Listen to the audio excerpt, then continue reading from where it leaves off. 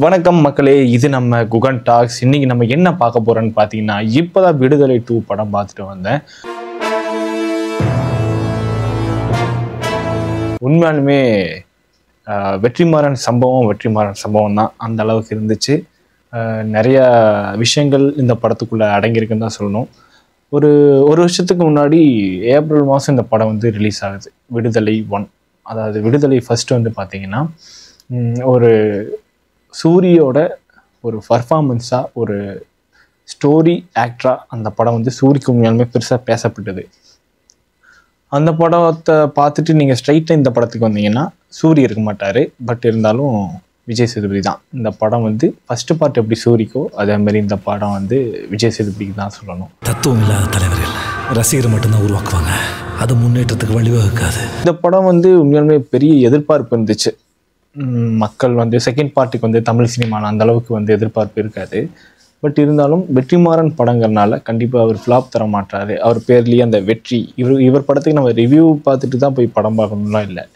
இவர் படத்துக்கு நம்ம சும்மா போய் உட்காந்தாலே படம் உண்மையாலுமே நல்லாயிருக்கும். இந்த படத்தில் அப்படி என்ன தான் சொல்ல வராங்கன்னு பார்த்தீங்கன்னா, ஆக்சுவலாக நம்ம ஃபஸ்ட்டு பார்ட்டில் வந்து எதுக்காக விஜய் சேதுபதியை வந்து எதுக்காக வந்து அரெஸ்ட் பண்ணுறாங்க, அவர் என்ன தான் இதுக்கு முன்னாடி பண்ணியிருக்காரு அப்படின்னு தான் நம்ம அந்த படத்தில் தெரிஞ்சிருப்போம். பட் இந்த படத்தில் வந்து அவர் என்னென்னலாம் பண்ணியிருக்காரு, அவர் யார் அப்படிங்கிறது இந்த படத்தில் காமிச்சிருக்காங்க. என்ன கேட்டால் ஸ்டார்டிங்லேருந்து கடைசி வரைக்கும் ஒரு சமூக நீதிக்கான ஒரு வசனத்தை பேசியிருக்காங்கன்னு தான் சொல்லணும். இந்த படத்தில் ஒடுக்கப்பட்ட மக்களுக்காக போராடின எல்லோரும் நம்முடைய முன்னேற்றியர் தான். அது வந்து நமக்கு முன்னாடி இருந்த அரசியலுக்கும் இப்போ நடந்துட்டு இருக்க அரசியலுக்கும் ஒரு செருப்பால் அடித்த மாதிரி இருந்துச்சு. ஒவ்வொரு டைலாக் ஒரு சமூக நீதிக்கு பேசுகிற ஒரு டைலாக்காக இருந்துச்சுன்னு தான் சொல்லணும். இந்த படத்தோட ப்ளஸ் என்னன்னு பார்த்தீங்கன்னா, ஆக்டிங் வைஸாக எல்லாருமே சூப்பராக நடிச்சிருந்தாங்க தான் சொல்லணும்.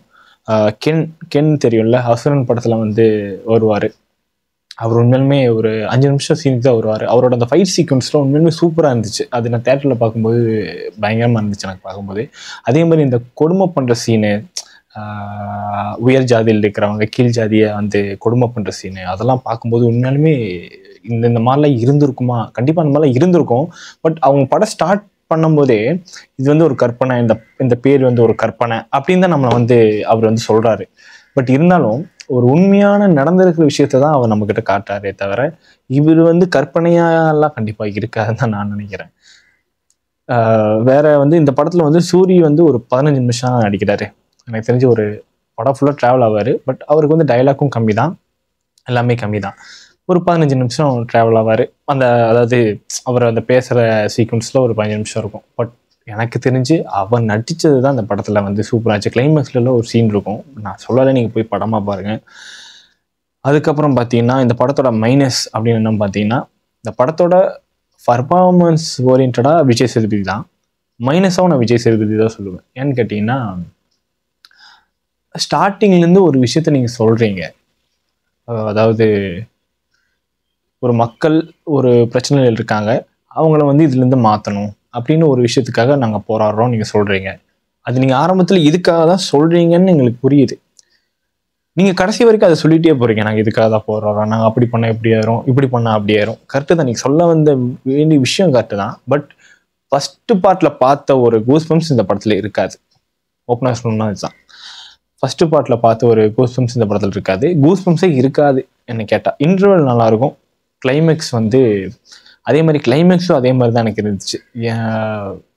ஒரு ஃபுல்ஃபில் இல்லாமல் ஒரு என்னடா அப்படிங்கிற மாதிரி இருந்துச்சு.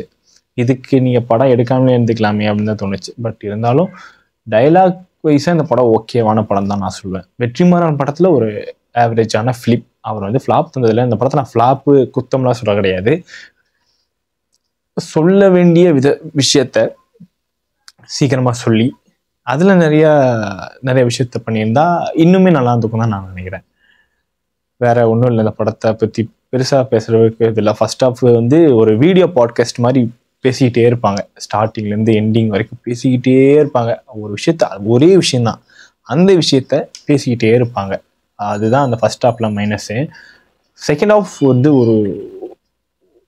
ஒரு செம மெட்டீரியல். செகண்ட் ஹாஃப் அந்த சேட்டான்னு ஒருத்தர் நடிச்சிருப்பார் ஃபர்ஸ்ட் பார்ட்டில். அந்த சூரிக்கு வந்து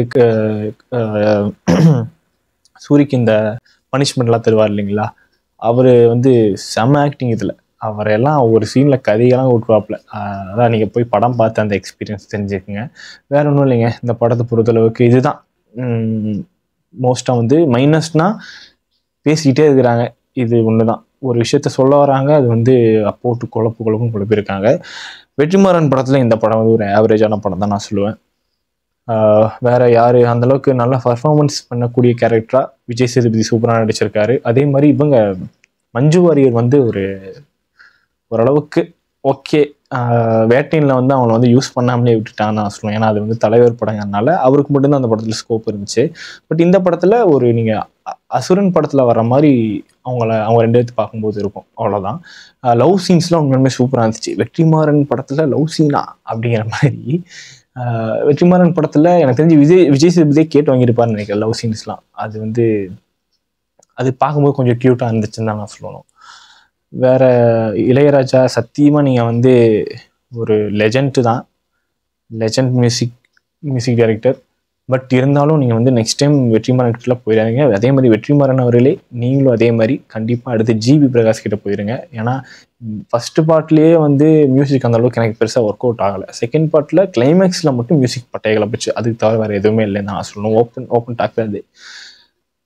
வேற எதுவும் இல்லைங்க, இந்த படத்தை போய் பாருங்கள், எல்லாருமே பார்க்க வேண்டிய படம். அதுவும் இல்லாமல் இது வந்து ஏ சர்டிஃபிகேட் படம்னு தான் போட்டிருந்தாங்க. தியேட்டரில் போய் பார்த்தா எல்லாமே பிளர் பண்ணி வச்சுருக்காங்க. அதுக்கு எதுக்கிட்ட ஏ சர்டிஃபிகேட்டு? கெட்டாத்த பேசினா மியூட் பண்ணி வச்சுருக்கீங்க. ஒரு 2-3 சீனில் மட்டும் தான் கெட்டாத்த வந்துச்சு, இது எல்லாமே மியூட் பண்ணி வச்சுருக்காங்க. அதுக்கு எதுக்கு ஏ சர்டிஃபிகேட்னே தெரில. இது வந்து பெரியவங்க 18+ மேலே தான் பார்க்கணும் அப்படிலாம் இல்லைங்க, எல்லாருமே பார்க்க வேண்டிய ஒரு படம். கண்டிப்பாக போய் பாருங்கள். ஃபர்ஸ்ட் ஆஃப் கொஞ்சம் போர் அடிக்கும், பட் இருந்தாலும் எனக்கு பர்சனலாக ஓகேவான படமாக தான் இருந்துச்சு. ஒரு சமூக நீதிக்கான தேவையான படம் தான் இந்த படம். கண்டிப்பாக இந்த படத்தை போய் வாட்ச் பண்ணுங்கள்.